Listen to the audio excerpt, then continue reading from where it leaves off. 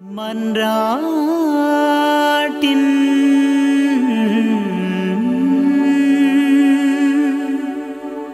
ஆவியானவரே. இஸ்ரவேலுக்கும் காசாவுக்கும் தொடங்கின யுத்தம் இப்பொழுது ஈரானுக்கு நடக்கிற யுத்தம் போல மாறி வருகிறதினால் கர்த்தர் இந்த காலத்தில் ஆண்டவர் ஒரு இரக்கம் செய்யும்படியா, ஆத்துமாக்கள் ஆண்டவர் காக்கும்படியா, மனித உயிர்கள் ஆண்டவர் காக்கும்படியா, மூன்றில் ஒரு பங்கு கொல்லப்படுகிற ஒரு காலத்துக்கு நாம் வந்திருந்தால் இது பயமா இருக்கு. இந்த காலம் தானா? இரண்டாம் தூதன் எக்காலம் ஊதினார். அப்பொழுது ஒரு சிவப்பு நிறமுள்ள குதிரை புறப்பட்டு வர கண்டேன். அப்பொழுது வந்து பார் என்று இரண்டாம் ஜீவன் சொல்ல கேட்டேன். அப்படிப்பட்ட வேத வாக்கியங்கள், அப்படிப்பட்ட வேத வசனங்கள் இந்த நாட்கள்ல நிறைவேறுதோ அப்படின்னு நம்முடைய உள்ளமெல்லாம் ஏங்குது. சபையே, நம்ம இந்த நாளில் இந்த ஈரானுக்கும் இஸ்ரேலுக்கும் இப்பொழுது ஆரம்பித்திருக்கிற யுத்தத்துல இது எப்படியாய் முடியும் அப்படின்னு நமக்கு தெரியாது. ஆனா ஜனங்கள் காக்கப்பட நாம் ஜெபிக்க போகிறோம். ஜனங்கள் காக்கப்பட ஜெபிக்க போகிறோம். நம்ம நாட்டு நியூஸ்ல அது எப்படி காண்பிக்கிறாங்கன்னு நமக்கு தெரியல. ஆனா மேலை நாடுகள்ல இருந்து ஒளிபரப்புகிற அநேக சேனல்கள், செய்திகளை பரப்புகிறவங்க, பிபிசி அப்படின்னு சொல்லுகிற ஒரு சேனல்ல நான் அதுல தான் இந்த உலக நாடுகளுடைய செய்திகள் எல்லாம் பார்ப்பேன். அதுல கடந்த நாட்கள்ல அந்த பிபிசியினுடைய அந்த செய்தியில காசாவினுடைய மேற்கு கரை பகுதியில் இருக்கிற ஜனங்கள் ஆகாரம் இல்லாமலும் உணவு இல்லாமலும் அந்த பகுதியில் 50,000 குழந்தைகள் பாதிக்கப்பட்டிருக்கிறாங்க. தினமும் மூட்டை முடிச்ச தூக்கிட்டு ஒவ்வொரு பக்கமும் ஜனங்கள் ஓடிக்கொண்டே இருக்கிறார். கொஞ்ச நேரம் ஜெபிக்க போகிறோம், கொஞ்ச நேரம் ஜெபிக்க போகிறோம். எங்கேயோ நடக்கிற யுத்தம் அது என்னைய பாதிக்குமா அப்படின்னு கேட்டீங்கன்னா எல்லா விதத்தில் அது நம்மை பாதிக்கும். சபையே, யுத்தம் நடக்காமலே அது நம்மை பாதிக்கும். யுத்தம் நடக்காமலே, நம்ம தேசத்துல யுத்தம் நடக்காமலே அது நம்மை பாதிக்கும்.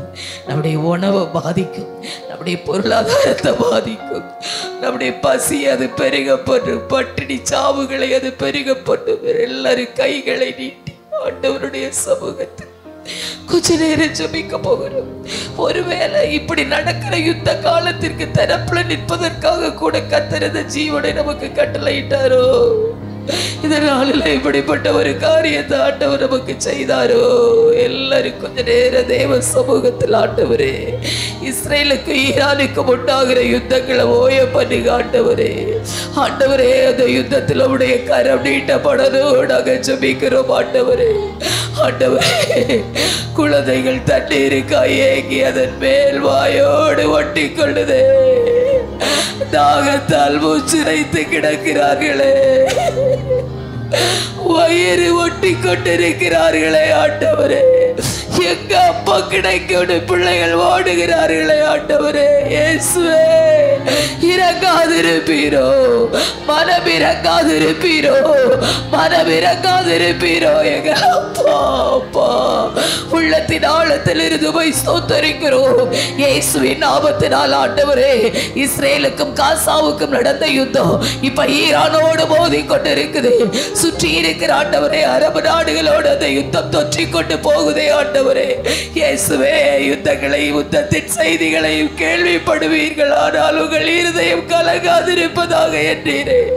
எங்கள் இருதயம் கலங்குதப்போ, எங்கள் இருதயம் கலங்குதப்போ, பிள்ளைகளின் பசியை நினைத்து கலங்குதப்போ, முதியோரின் தாகத்தை நினைத்து கலங்குதப்போ, கூட்டம் கூட்டமாய் பிரேதங்கள் குவிந்து கிடக்கிறதை பார்த்து எங்கள் இருதயம் நொறுங்கி போகுதே ஆண்டவரே.